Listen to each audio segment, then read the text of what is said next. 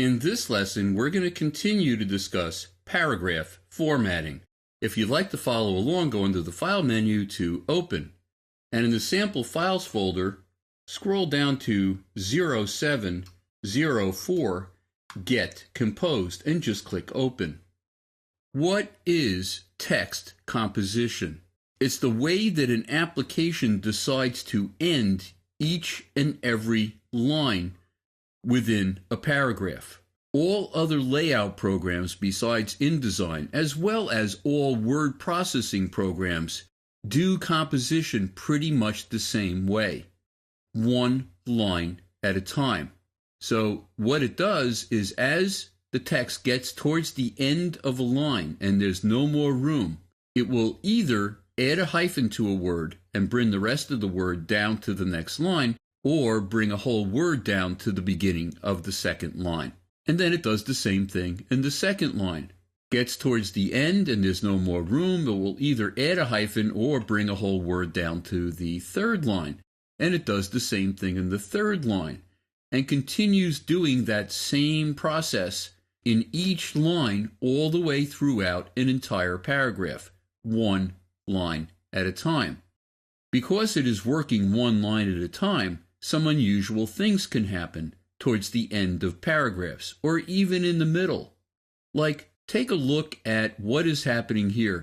I have a long line in my third to the last line, and then a shorter line in my second to the last line, and an even shorter line in my last line. And the same exact thing is happening in this paragraph. When InDesign was first introduced over 12 years ago, InDesign also introduced a new way of composing type called Paragraph Composer.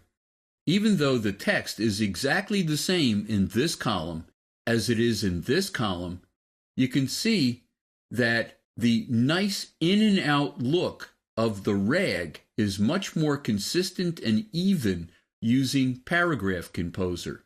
Because what can happen when you run out of words and you start to get a shape is your eye can actually get lost as you're going down to the next line. Your eye will follow the shape and possibly skip a line, so you get lost in the text. Well, why don't we move in on this text that was done by Adobe Paragraph Composer.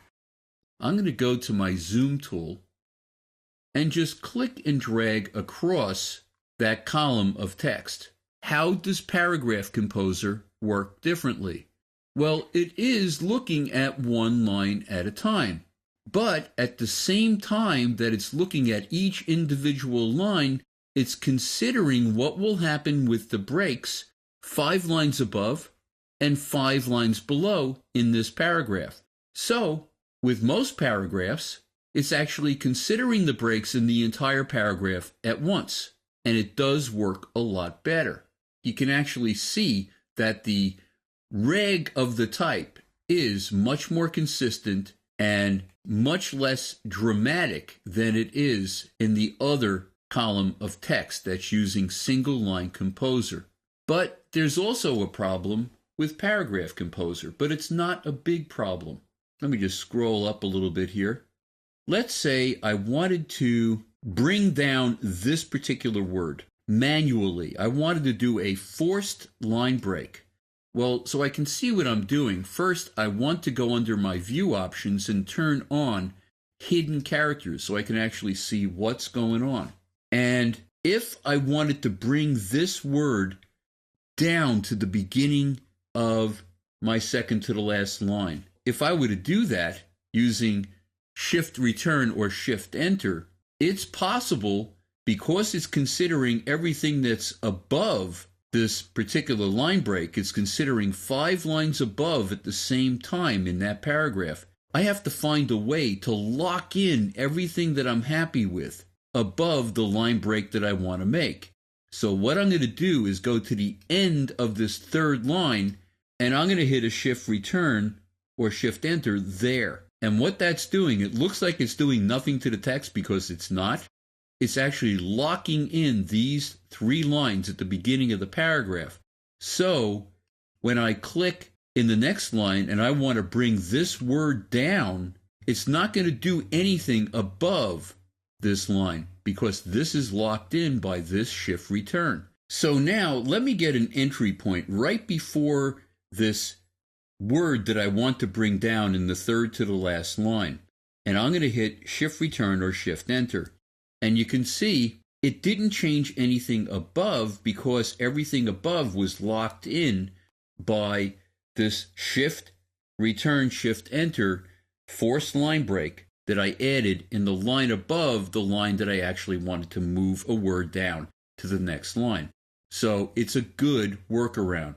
Let me delete these forced line breaks. The good news is it's very rare that you have to use forced line breaks to break lines manually when Paragraph Composer is being used.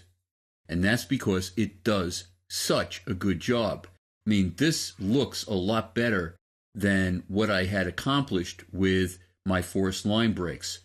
Let me just zoom out to fit my page. I'm going to hit Command 0 on a Mac, Control 0 on a PC. And I want to scroll down to talk about one other feature that has to do with line breaks. I'm going to click in this big headline down the bottom of the page, and you can see how the first line is a lot longer, and the second line is really short. It's just one word. Wouldn't it be great if it automatically broke these lines so they were more balanced? Meaning there was automatically about the same number of characters in the first line as there is in the second. Well, what I can do is click anywhere in this paragraph, go under the Options menu of the Paragraph panel, and go to something called Balanced Rag Lines. And you can see it made those lines more even.